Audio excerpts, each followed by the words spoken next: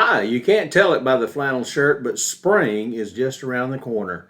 Hopefully next month we'll have the flannels put up and be in short sleeves. But now that spring is around the corner, we're getting to our busiest real estate season of the year. Banks are dropping like flies. What is that going to do to the real estate market? Let's check it out.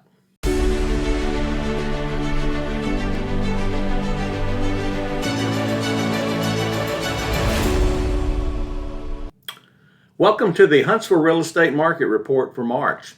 I see this sign on the lake sometime about collapsing banks. I thought it was kind of appropriate as we're going to talk about failing banks in real estate.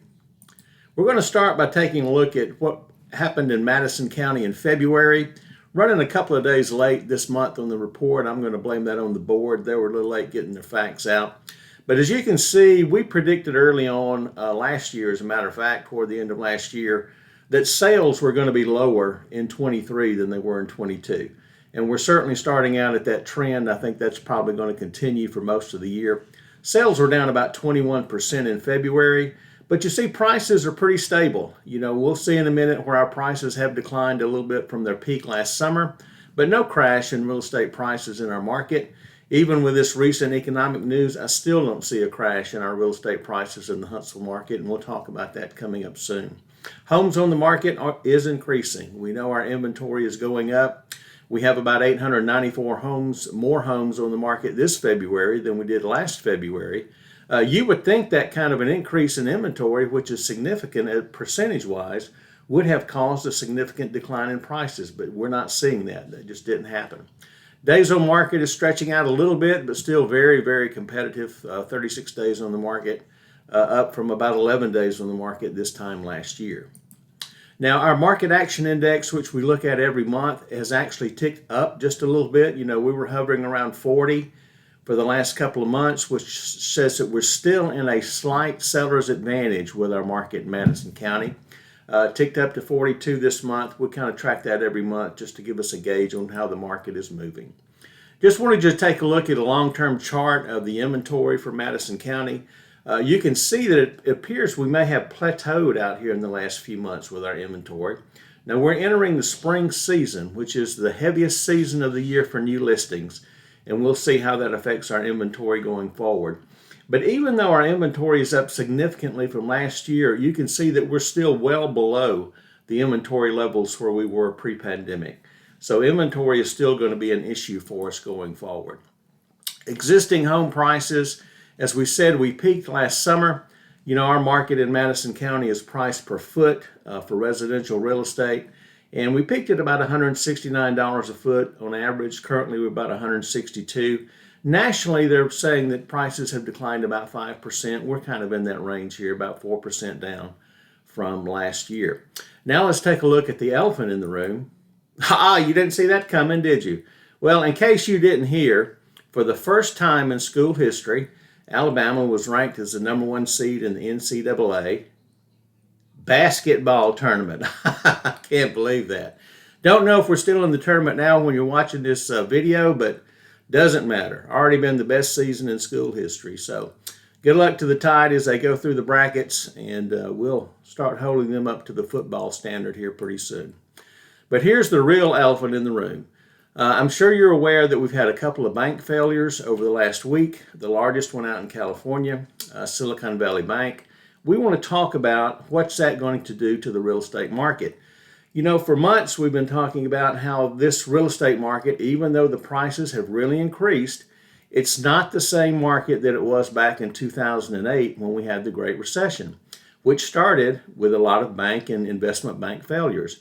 Well, here we are, just as soon as we're trying to explain that away, we have a bank failure. So everybody immediately runs back to 2008. But we want to take a look at what we expect to happen with real estate prices, even if we have another bank failure or two.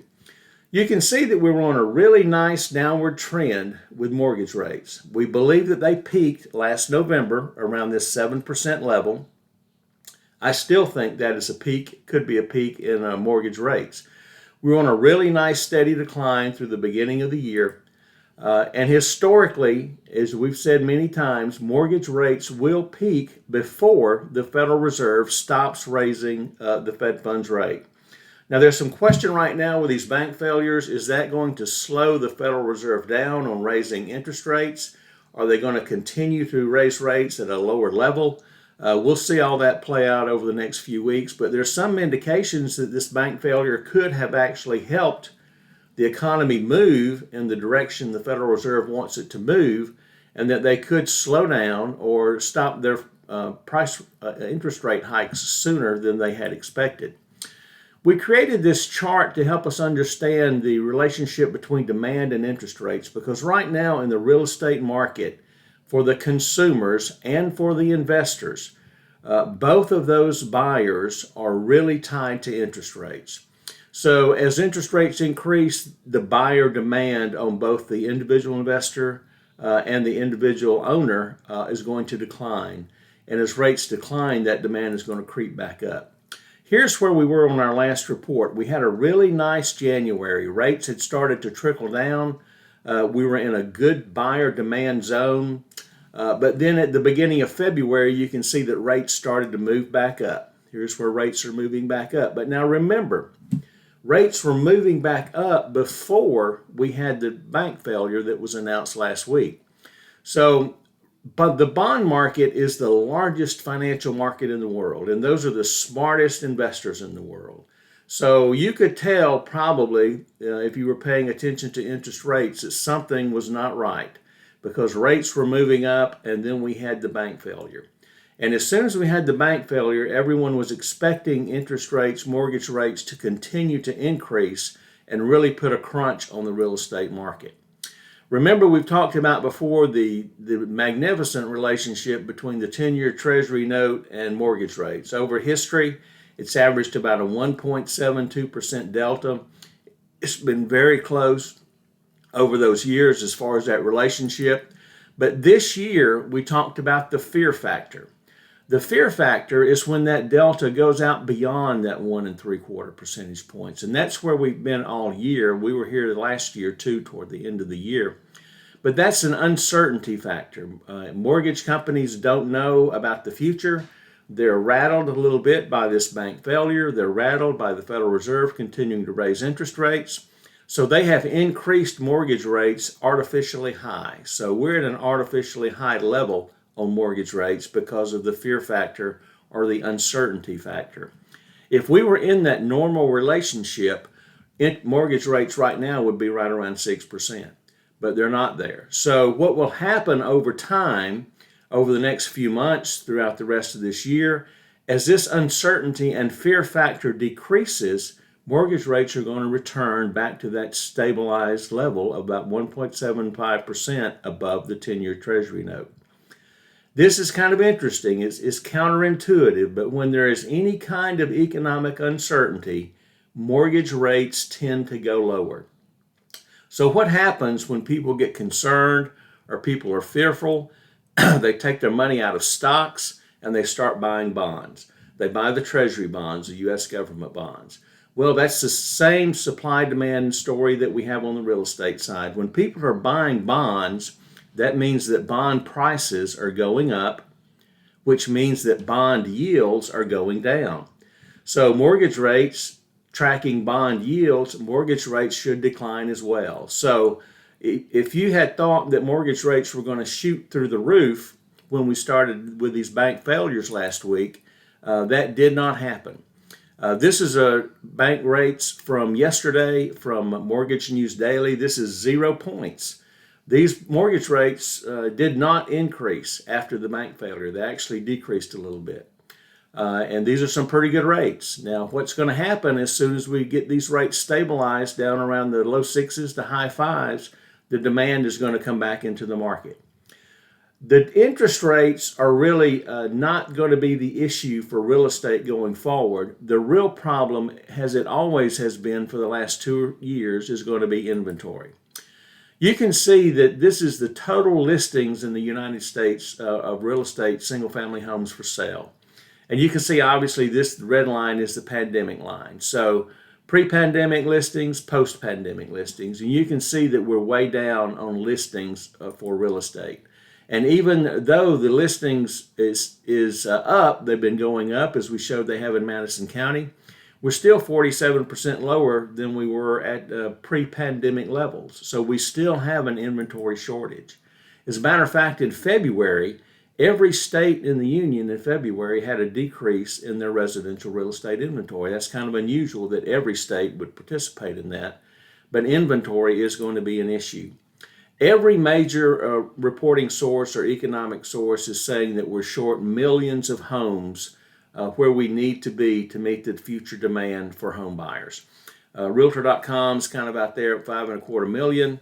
Moody's is a little low at 1.6, but you could say that we're somewhere between 2 and 4 million homes short of where we need to be with our inventory if you look at that particular chart. What do we expect for the rest of this year, for the next quarter? We think prices are going to stabilize. They have stabilized in Madison County over the last 3 or 4 months. Interest rates are going to remain volatile until we find out which banks are failing, which banks are not, what's the Federal Reserve action going to be, what's Congress action going to be. Interest rates are going to move up and down. If you're buying a home in this market, pay very close attention to rates. You'll have opportunities when fear comes into the market and bond sales increase. You'll have an opportunity to lock rates at lower levels. So if you're buying, you just need to talk to your mortgage person every day, and when you get that downtick, be ready to lock those rates. Demand is going to move with mortgage rates. Our inventory we expect to be stable. It looks like we're leveling out. We're starting our period where we get the most listings throughout the year. But if mortgage rates decline very much more from here, we're going to bring a lot of buyers into the market. So this little uptick that we've had in inventory can be consumed in 6 weeks if we get mortgage rates to drop from here. So just pay attention. If you're buying, you're going to have an opportunity to lock in lower rates, but remember the inventory is the issue. If you find the investment property or if you find the home that you want to live in, you need to do what you can if you can afford it to purchase it. You will have an opportunity in the future to do a refinance at lower mortgage rates, but the inventory may not be there in the future when you're looking ready to buy. We have a lot of resources on the website that we can help you with. We have our new spring guides out for buying and selling. They're available for free. Also, you can have access to our Market Action Index for free. Get that report out every Monday. Just reach out to us if we can help you, and let's have a great week.